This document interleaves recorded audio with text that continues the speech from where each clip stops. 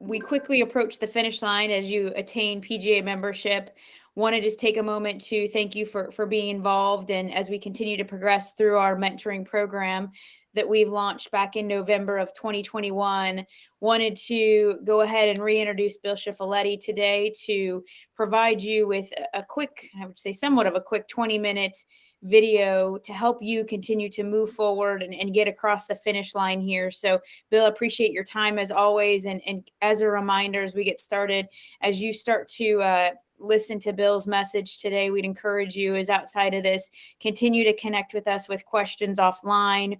We're always available to help you, as well as the mentors in each chapter. So Bill. Thank you, Meredith. That's absolutely awesome. Well, good afternoon, professionals. Big season. We're into it right now for sure. And absolutely. So again, my name's Bill Cheffaletti, PGA Master Professional. I've been in, just finished up my last decade with PGA of America National Office in education.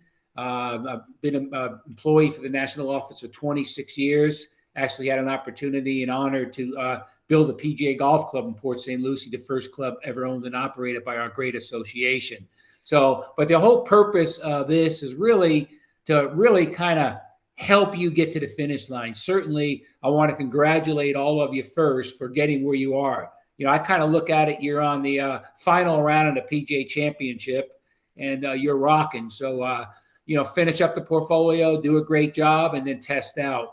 I'm not going to spend a lot of time on preparation for the exam because certainly you all have your own style. But just a reminder, all the test questions, professionals, come from the Learning Outcomes via course manual. In addition to that, there are practice questions that you can go ahead and practice. Obviously, we don't give you the answers. You've got to look through the course manual.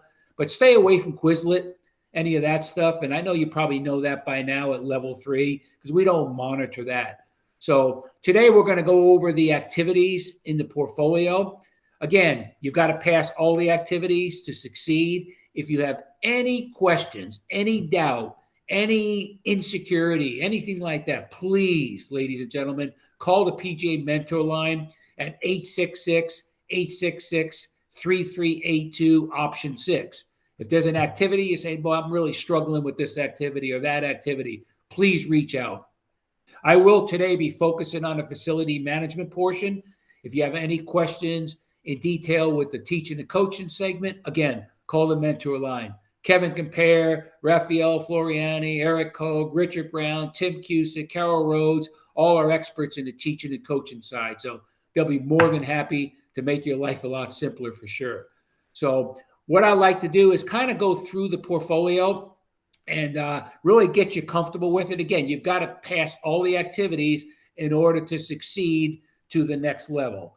So let's go ahead and get started with it here. So here's the activity home sheet. You're very familiar with this. Okay, this is on your dashboard. So we're going to go ahead and we're going to click on level 3 portfolio. Okay, and go down to the bottom. And here's your activities of the portfolio. All the seminars, simulations, any of that stuff, you automatically get credit for. So they've been completed already in the seminar, so you don't have to do any of that, both in teaching and coaching and golf operations. So any of the seminar access codes, again, you get credit for all that. They are not required. They are not required for the portfolio submission. Okay. So what I like to do now is kind of start off with the teaching and coaching, okay? So, the actual portfolio for facility management.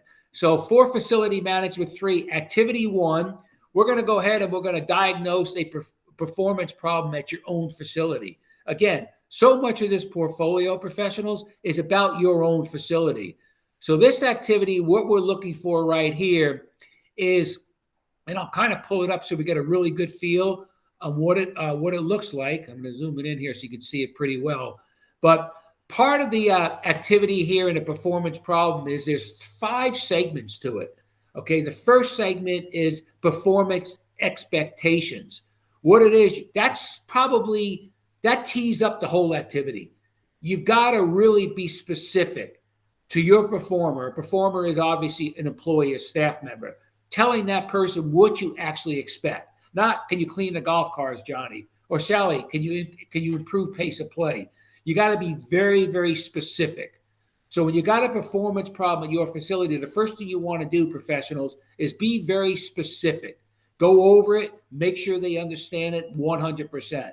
From there, they've got to have the adequate resources, okay? Making sure that they've got the resources to do it. For instance, if you've got a golf car situation where you're finding that your golf cars are dirtier than they should be, and they're not meeting up to your par, well, there's a reason.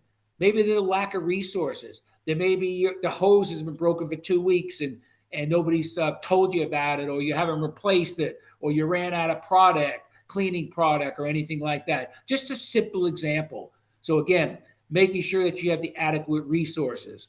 The third portion of this activity is the input. It's really the signal to action, really signaling them it's time to really take some action. And then from there, there's consequences. Think about somebody who's really great at tournament operations. You put that person in tournament operations, and that's all that person does is tournament operations. And if that person's passionate about it and that's all that person wants to do, fabulous.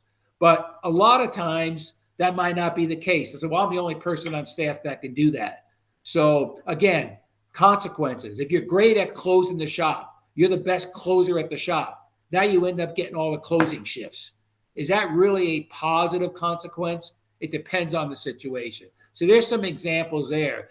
And then finally, feedback. And that's basically just giving some really good constructive feedback on that. So again, the key thing to this activity is that expectations is important. You've got to be extremely specific. So activity 2 is conducting a joint problem-solving discussion. Again, it's at your facility. So there's 4 steps to this actual activity. The first is 4 stages.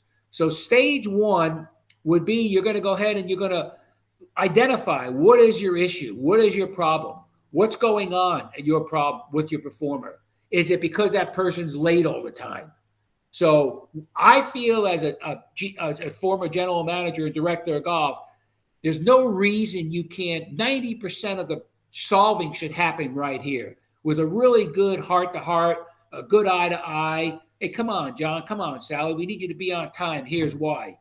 Here's why we need you to improve the pace of play. Here's why. So you can really squash a lot of it. So I feel at stage 1 in the joint problem solving with your performer that you can really, really solve it on the front end with great communication, good trust in each other, respect, and so forth. If you have to get to stage 2, we got to reinforce that problem. Hey, we told you April 15th that you were running late. It's continuing. What's going on? What's happening? So when you get to the reinforcement stage, you really, really want to be sure that you get a good response and really, really make some progress here, okay? That's extremely important. And remember, there's no such thing as off the record.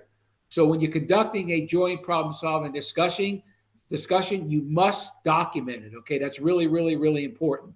And then when you get to stage 3, that's your final decision. That's your final decision, meaning that, hey, this is your last step. You know, you've been late. We've talked to you about it a lot of times. And again, that's your final decision. And then stage 4, if you have to get to it, it's termination. And again, I've always felt that I've never terminated anybody. They've terminated themselves. So again, understanding that the final decision, if you see anything talking about the final decision is the final step in joint problem, it is not. The final step is termination of the employment relationship. So there's your 4 steps in conducting a joint problem-solving situation. Activity, I'm going to jump over here to activity 10, and let's go from there. So activity 10, we're going to talk about here. So there's so activity 3 is identifying principles of motivating work, okay? And we'll kind of go over some language here on what all that means. So what we're looking at right here, okay, we're looking at here, I'm going to pull this up, is there's some terminology here. You want to review the principles of motivating work, okay? And I'm going to pull up the little bit closer as we get a little bit closer to it. But basically, it's skill variety, whole task, significant work, autonomy, and feedback. So I'm going to pull up that a little bit closer, and I'm going to get into detail with each of these. So you want to make sure you understand what all these 5 mean. It's definition more than anything, okay? And then activity 4 is applying appropriate delegation strategies. And what that basically means is understanding this chart right here, understanding the chart where you're basically, I'm going to pull this up right here. You're basically looking at this delegation chart. It's very similar to level 1. If you remember the delegation strategies, the directing and convincing and so forth. But here, instead of working with the employee and the customer, you're dealing with the manager and the employee. So here's a really good chart for you to post it, print it, and study it. So if you have a person you got 2 areas you want to look at. If the person's highly experienced, inexperienced, resistant to the position due to the willingness, or enthusiastic. So if somebody's extremely enthused, but they have no experience whatsoever, they want to learn tournament operations. They're fired up. It looks so much fun to run a tournament, but they have zero experience. You would use the directing strategy. That's an example. If somebody's highly experienced and they're enthusiastic, this is probably your professionals, certainly. They would use the supporting strategy. You're not giving them a lot of time. They're almost on their own. So again, just understanding how this all works. What's the experience? What's the willingness? And then it falls into either directing, convincing, involving, and supporting. You remember those very, very well from level 1 and level 2. So this delegation strategy metrics chart could be extremely helpful for your preparation. Okay, so now we're going to get into activity 5, which is all food and beverage. 5 through 8 is food and beverage.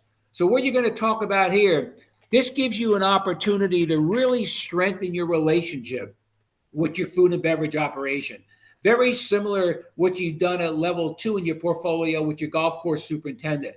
So what are the benefits of your food and beverage operation at your facility? What are the benefits? Give us a lot of detail. Brag about your F&B operation. There's something good about it. I'm absolutely sure about that. And just talk about it. Talk about your service you provide. Talk about the benefits of the customers, benefit to the facility business itself. And again, this is a good opportunity, once again, to work with your food and beverage manager or assistant manager. Along with activity 6, the coordination of the food and beverage operation with your golf operation. How do you coordinate the two? How do you coordinate? What's your coordination like between the food and beverage operation along with golf operation? So example right here would be, what do you do at a function? You got a member guest, you got ladies' day, you got men's day, you got junior events.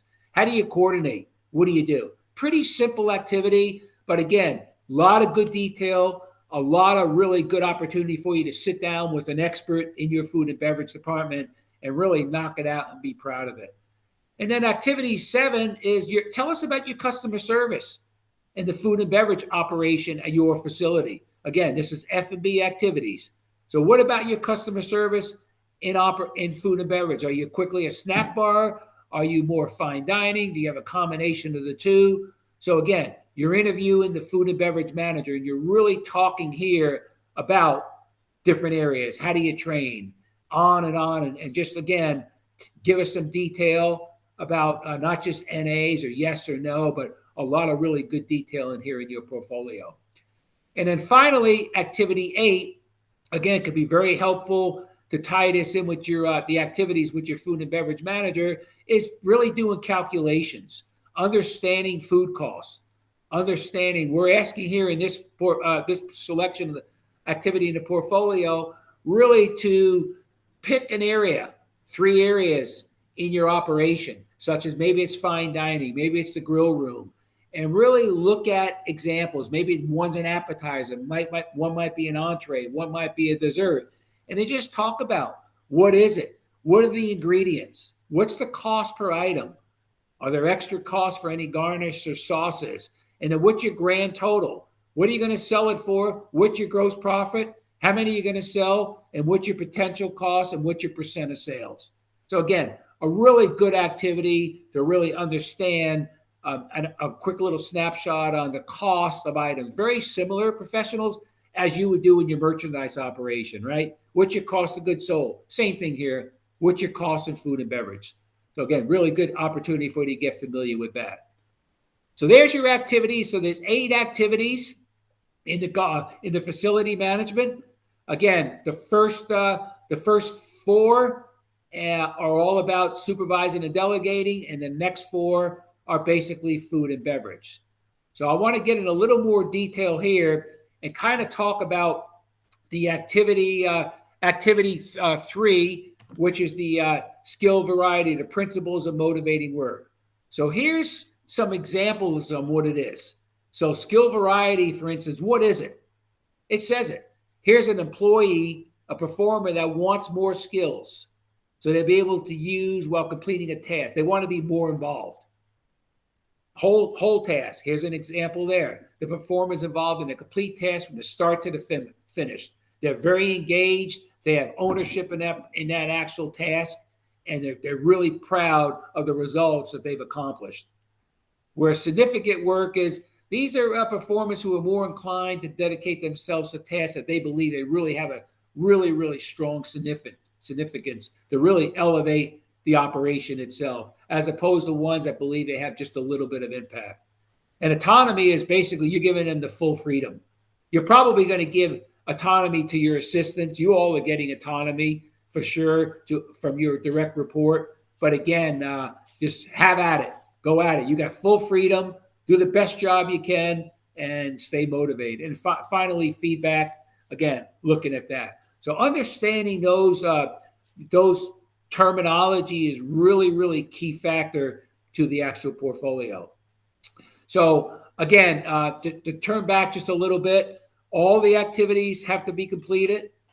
We don't grade one activity at a time. We grade all of them once the portfolio is turned in. We have up to 30 days to grade the portfolio. All the activities have to be completed. And if not so, we send it back. Don't like to do that for sure. And you have to wait 30 days to resubmit it. But there's absolutely no reason, and I'm going to say this very respectfully, at level 3, you all know the drill. So take your time with it. Treat it as though it's a serious round of golf. Put a lot of effort into it, a lot of detail. And again, if you have any questions, if something's really bothering you a little bit with technology, terminology or anything like that, just call the mentor line, please.